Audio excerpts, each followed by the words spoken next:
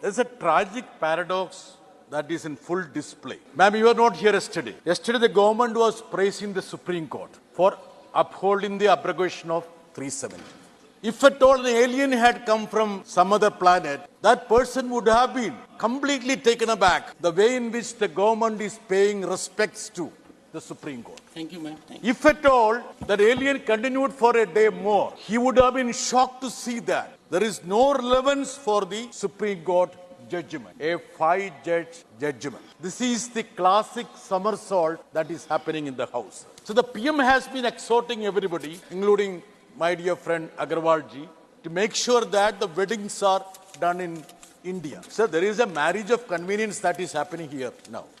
You want it to be a convenient proposition to make sure that the election commission is being controlled fully by government of India. It's an absolute fact that the intention of the government is to circumvent the Supreme Court verdict. What was the spirit and letter of the Supreme Court verdict? It was to make election commission independent, impartial and neutral. But the bill which you have brought forward is contrary to the spirit of independence and fairness. I thought that the government would be willing and yielding for comprehensive electoral reforms. Sir, I'm afraid that we are not seeing the elephants that are roaming around in our drawing room. John Bitas. Sir, the two pillars of the electoral practice now. One is money power and muscle power. I would have wished the government, if at all there was a comprehensive electoral reforms that was being brought forward, so that it would have cleansed the political arena. Now, with this bill that is being passed, I would say that let us close down Nirvadan Sadan. Let an outhouse of the ministries be used for accommodating the election commission. Why do you want to waste time, sir,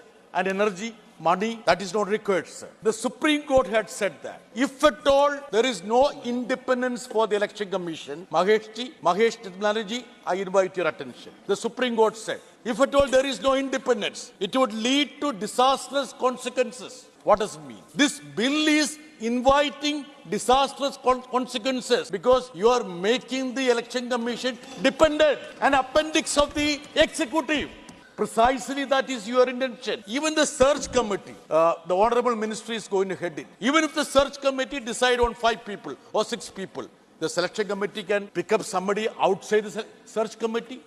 They should have been a little more magnanimous towards the screening committee. They should at least respect the screening committee. Why is it that even the screening committee has been treated like that without any courtesy? Clause A2 says that selection committee may also consider any other person than those included in the panel by the search committee.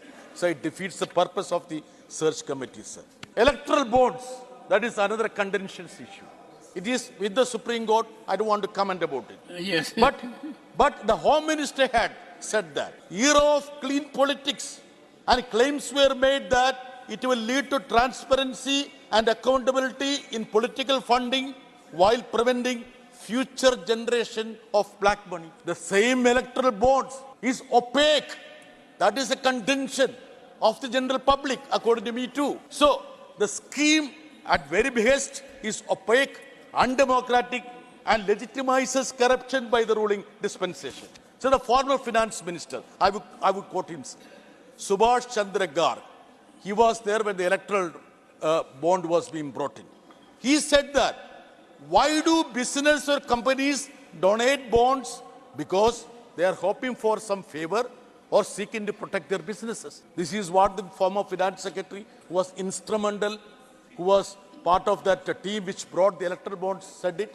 So what does it mean, sir? Sir, money power and muscle power, how to curb it? Sir, according to a study of CMS, the money spent in Lok Sabha election in 2019. So a growth of 7 times from 1998 Lok Sabha polls. At that time, it was deemed to be 9,000 crore. 2019, the study says that at least 60,000 crore has been dumped for electioneering by the political parties, and major chunk would have been spent by Piyush Goyal's party. So now, 224, it is going to double, sir. Any legislation that is being brought forward should be to cleanse the political system, electoral system. Instead of that, you want to make it more opaque rather than cleansing the system, sir. We all know the story of Mr. Ashok Lava, sir. What was his fault, sir? A honorable person, election commissioner, why was he ejected from his post, sir? So your election department, that is ED, was very active. There were raids conducted at his house, at his wife's house, son's house. He was ejected. And sir, it's a fact that even the big tech companies are being used to invade into the privacy, which has got cascading effect on the election, sir. What does it vitiate the electoral arena, sir? It's hate and hatred. So, in fact, though we go down in manufacturing, the manufacturing of fake news is very robust in this country, sir.